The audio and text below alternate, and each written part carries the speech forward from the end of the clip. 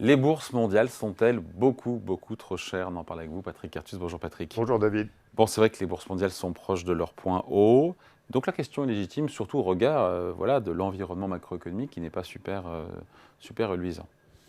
Oui, alors si on regarde ce qu'on appelle le PER forward, sur le PER sur les résultats anticipés pour l'année prochaine, il y a vraiment une grande différence entre les États-Unis et la zone euro.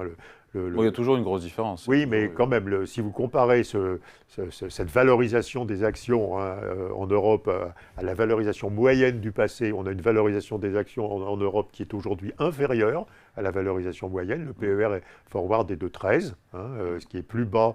Je crois que la moyenne historique, c'est 14,5. Et aux États-Unis, le PER sur les bénéfices de l'année prochaine est de 20, ce qui est à peu près, ce qui est plus autour de 18, ce qui est plus élevé que le PER historique. Donc d'abord, il y a une différence entre les États-Unis et l'Europe qui tient en fait au poids du secteur des nouvelles technologies aux États-Unis. Et vous savez que sur les actions américaines, il y a une concentration des hausses sur un tout petit nombre de valeurs. C'est les grandes 85% de la hausse du S&P 500 tient sur 7 valeurs, les GAFAM, Nvidia et Tesla. Voilà, c'est les valeurs, fantastiques. Les valeurs de techno, Internet, etc.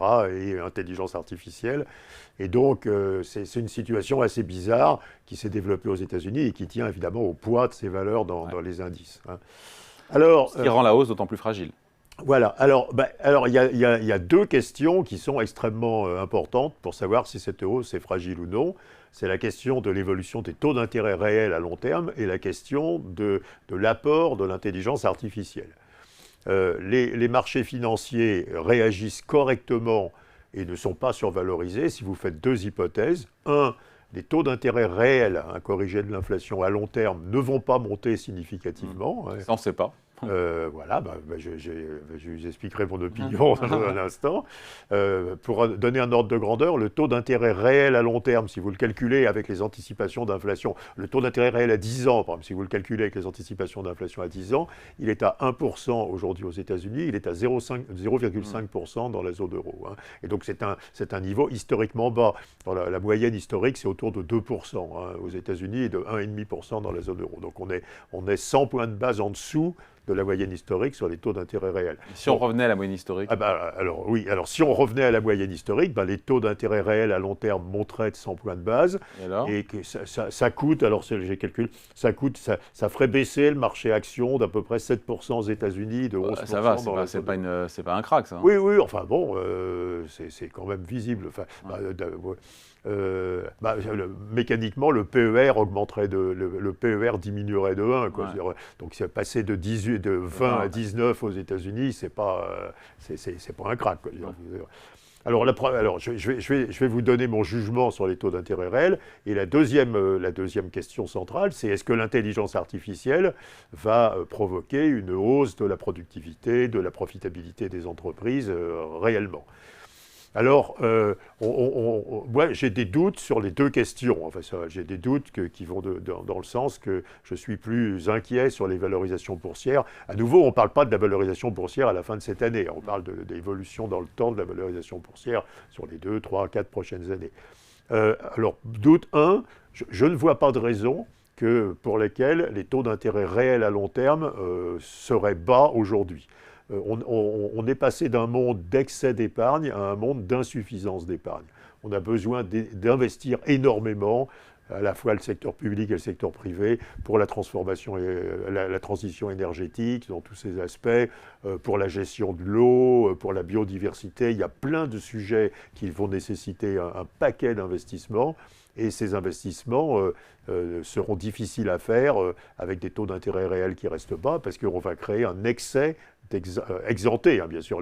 Ex post, l'épargne et l'investissement, c'est la même variable, le même niveau au niveau mondial.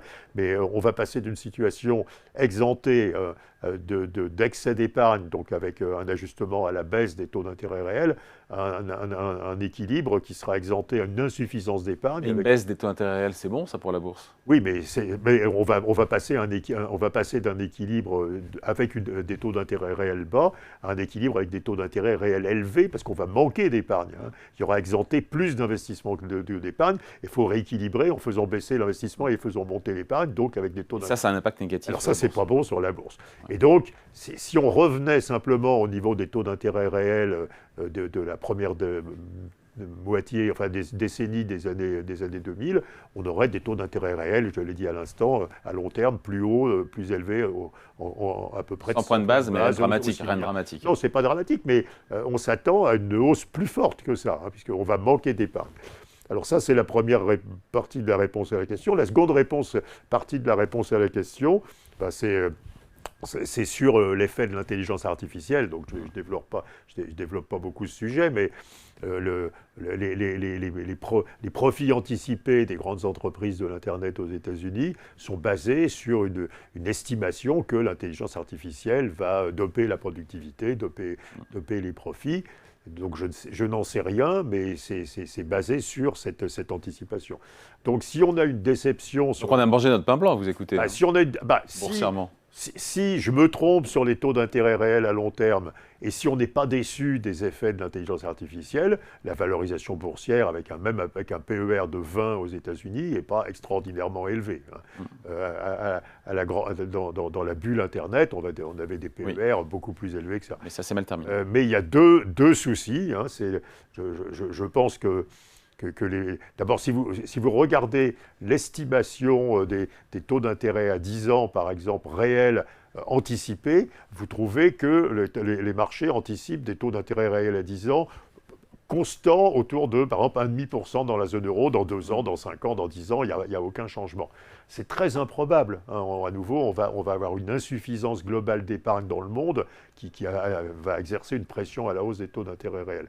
Et puis, alors, il y a le mystère des effets de l'intelligence artificielle.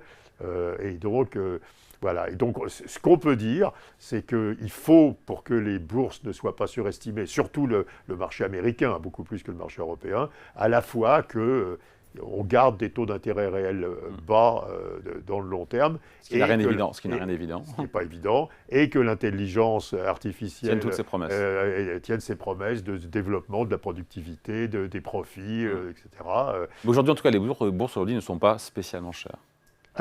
Sous ces deux hypothèses, bien sûr. Mais si ces deux hypothèses sont fausses, bien sûr, les bourses sont beaucoup trop chères aujourd'hui. Voilà, point de vue signé Patrick Artus, chef économiste de Natixis. Merci. Merci David.